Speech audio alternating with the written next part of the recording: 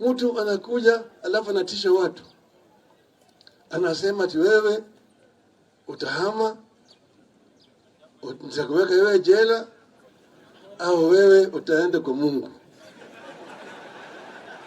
Hiyo ni mazungumzo aina gani?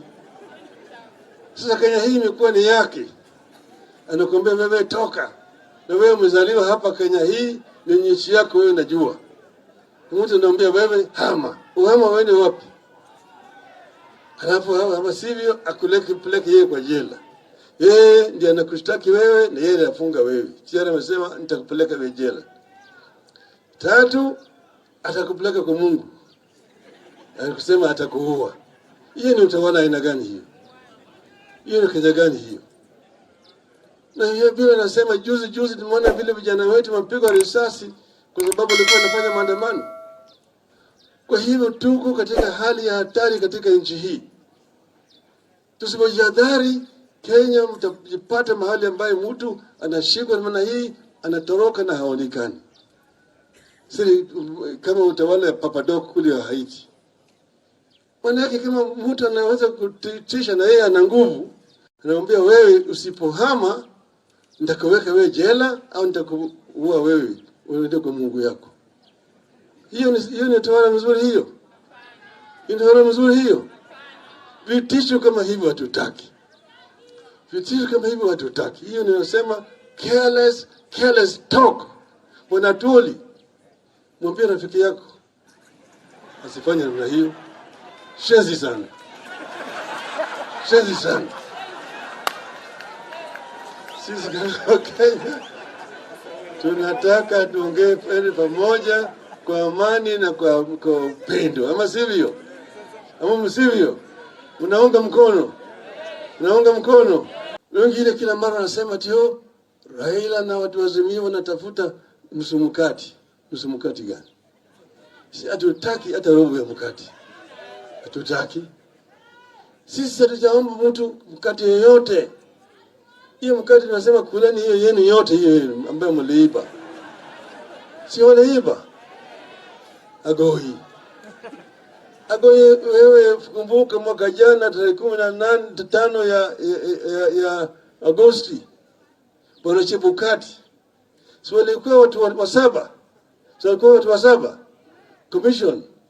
4 walisema la. 3 walisema ndio. Wale 4 ambao walisema la walikuwa ni waendawazimu. Si walisema yale maneno ya Chebukati ni uongo. Tunasema namna hiyo. Ndio sababu tumesema tunataka ile nyungu 7 ifunguliwe. Ili ijulikane, sio? Sivyo? Kwa hivyo sisi hatutaki nusu mkate ya mtu. Kama ukweli umejulikana, sisi tunasema endeleeni. Hiyo serikali hatutaki. Bwana Atuli, sijui ofisi gani unataka upatie Oparanya. Raila Odinga ni kiongozi ya ODM. Oparanya ni naibu wa kiongozi wa ODM. ODM ni chama kubwa ya taifa ya Kenya. Hiyo ni ofisi ya Atuli. Hiyo ni ofisi. Oparanya yako ni ofisi. Deputy Party Leader of ODM. Hiyo ni ofisi. Party Leader ODM. Kubwa sana. Wabunge chungu mzima ambayo wana tikiti ya ODM. Ma MCAs chungu mzima. Governor hapa Vihiga ODM. Senator hapa Vihiga ODM. Governor wa Kakamega ODM. Governor wa Busia ODM. Masiaya Kisumu. Sasa kazi gani unataka tena? Unataka kazi gani? Waache wale wengine wakae kwa serikali na wengine wakae kwa upinzani ili waweze kutetea haki ya wananchi. Kama serikali inafanya mbaya, wanatetea. Pande hii wafanyikazi, pande hii serikali, na pande hii ni waajiri, wale ambao wanaajiri watu. Mpaka kila mmoja ako na mstari wake. Sasa ikiwa tuko katika hali hii mbaya namna hii, manake Wakenya wengi wamelia zaidi. Wamelia zaidi ya kwamba gharama maisha imepanda. Bei ya unga imepanda. bei ya sukari imepanda, bei mafuta imepanda, nauli kusafiri imepanda, stima imepanda, kila kitu imepanda juu zaidi. Tukisimama pamoja kama Wakenya, tutajenga Kenya. Tutajenga Kenya vizuri kabisa. Sisi hatutaki siasa za ubaguzi. Nataka siasa ya kuunganisha Wakenya wote. Mwisho ni mambo ya sukari. Eneo hii yote ni wakulima wa sukari, na viwanda hizi vya sukari vimekoma zote. Zoya, Mumias, Miwani, Chemelil, Muhoroni, Soni, zote ziko na shida mingi zaidi. Lakini mtu asikuja hapa kuambia kwamba yeye anajua bila nataka kufanyia sisi. Mpaka watu wote washirikiane pamoja. Yo, hello everybody, welcome back to my YouTube channel. In case you're new here, tap that subscribe button, and if you're a returning subscriber, thank you so much for your continued support that has been very instrumental in making this broadcast, in making these videos, in making this channel a success. The opposition leader of the Republic of Kenya, Raila Odinga, has actually come out to banish or to bash the statements issued by President William Ruto that mambo ni matatu, there are only three things. So President William Ruto was on a 5-day tour of the western region of Kenya, whereby he issued this statement directed at sugar cartels, namely Jaswant Rai, who heads the West Kenya Sugar Company that runs one of the sugar mills around there. And so the president issued this statement and said, mambo ni matatu. You either leave this country, you either go to prison, that is to jail, or you either go to heaven. And Raila Odinga has actually come to give a rejoinder of this statement and give a rebuttal of this statement issued by the president, terming it as one of the most reckless statements from a sitting head of state. And the president has not shied away from actually even repeating that statement today in the Africa Climate Summit at the Kenyatta International Convention Center, which was an international conference. The president actually went ahead and repeated this statement, reiterating his commitment to doing those three things. So Raila Odinga argues, one, if you're born in this country, how comes the president can now come and tell you to move away from this country? You know, has Ruto made this country his personal property, such that he's even issuing orders for people who will stay within the country and people who will leave the country? You know, that is the question the president is asking. You know, how comes you're saying that people who are born citizens of this country, you're telling them to actually wake up and move out of this country? How is that even possible? That's the first thing Raila Odinga is arguing. The second thing he's arguing is telling people to go to prison. So you have abdicated yourself the role of a prosecutor, the role of not the complainant, but the prosecutor, the judge, and you have sentenced this person to jail. Meaning you've already corrupted the judicial service system, because how can one person make all the decisions? You arrest somebody, you judge them, you take them to court, yet you're just the president. You're not even supposed to do all this. So that is the second point of argument of Raila Odinga. If you're telling people they will go to jail, on which grounds and who are you to prosecute and to jail people and to take them to jail? Who are you? That is the second thing. Third, Raila is talking about the third segment of this statement, which is to go to heaven. And Raila is saying the president is actually committing himself to assassinating his rivals, you know, to killing, to murder his rivals, you know. And he's saying that this is a very bad point of governance, because when somebody who has power, like the president, the all-powerful president, issues such a statement, then the consequences will be dire. And Raila is arguing we don't want to go to the Kenya whereby people used to be found dead, they are arrested, but they'll never ever be seen again because they have been murdered, because they have been thrown into the forest. People have been thrown into rivers like River Yala. And he's saying we don't want to go to that kind of life ever again.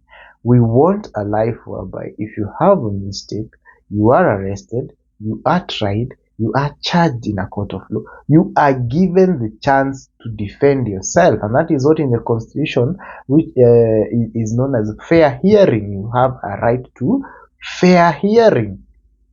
You go argue out your case. If you have no case to answer, you're released. But if you have a case to answer, then you're taken to prison. That is the basis of the law.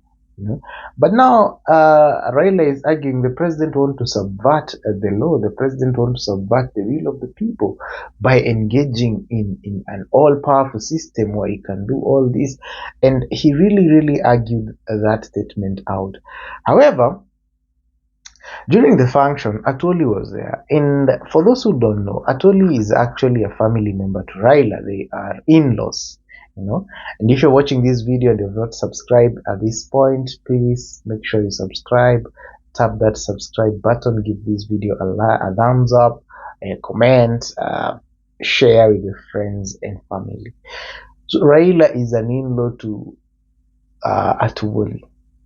Now they're speaking for different sides of the political divide. And Raila was telling Atwoli, go and tell your friend President Ruto that he cannot do what he thinks he should do, and he should actually not do what he says do. But Atwoli is saying, in China, people who are caught even taking tips, not bribes, tips, they are fired, they are shot at by the government, and they have zero tolerance to corruption. And Atwoli is saying, for the longest time we have been lenient on people, criminals, cartels, people who are murderers. The country has been lenient on these people, and for the first time the president is speaking the language which Kenyans want to hear, and that is actually the language of eliminating, executing people who are stealing from Kenyans, because that is one of the greatest problems we have in the Republic of Kenya. Countries like Korea, South Korea, I believe, they have zero tolerance to corruption. You're shot down. Countries like China, you're shot down dead. And that is what Atwoli and company want. And Atwoli is telling Ruto, nyonga watu, murder people, those people are stealing, people who are doing all these atrocities. And Atwoli even questioned, if we are saying we should murder people who have committed these crimes, then you come and tell us that we should not kill them, we should tolerate them. Are you with the people or against the people? That is what he was asking Raila. And they attacked each other in that function. And it was an exciting exchange of political fire, because for the first time we are seeing them meeting in a public forum together. And they were in Azimio together, but Atwoli has now seemed to change sides and now seems to actually fight for the government side of doing things, the side whereby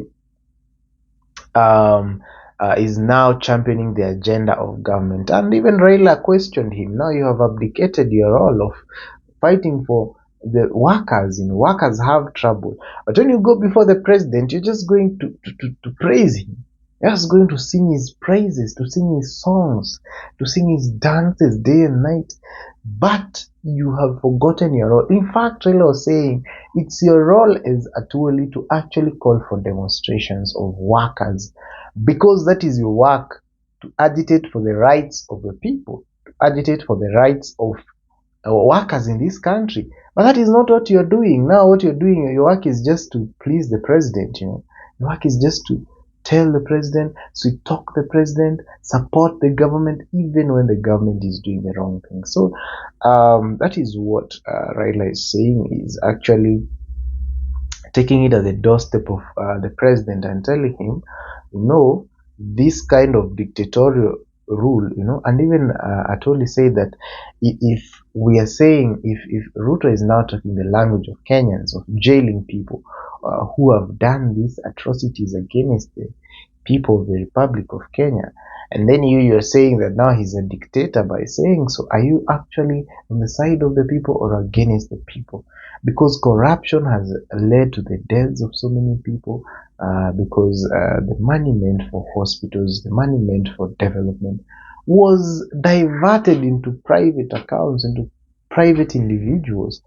And if you can have somebody who can be able to stand against this vice, then it can be the best thing ever for Kenyans, because for 60 years since independence, we have never been able to cajole, we've never been able to tame, we've never been able to do away with this demon called corruption. It has continued to torment us, it has continued to rule over this country, it has continued to wreak havoc in the entire nation. And that was the message by Raila Odinga to President William Ruto. Thank you so much, guys, for watching this video. Make sure you like, hit up the subscribe button, make sure you share this video, make sure you drop a positive comment, and see you in my next video.